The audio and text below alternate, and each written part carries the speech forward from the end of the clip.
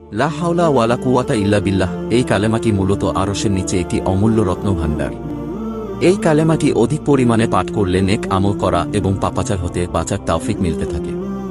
চলুন জেনে আসি লা হাওলার 4টি ফজিলত সম্পর্কে। 1 নম্বর, হযরত আবু হুরায়রা বলেন, একদা আমাদের নবীজি বলেছেন, আমি কি তোমাকে এমন একটি কালেমা শিখিয়ে দিব যা আরশের নিচে অবস্থিত বেহেশতের একটি রত্নভাণ্ডার? তা হল লা হাওলা ওয়ালা কুওয়াতা ইল্লা বিল্লাহ। 2, লা হাওলা ওয়ালা কুওয়াতা ইল্লা বিল্লাহ হল 99টি ব্যাধির ঔষধ স্বরূপ।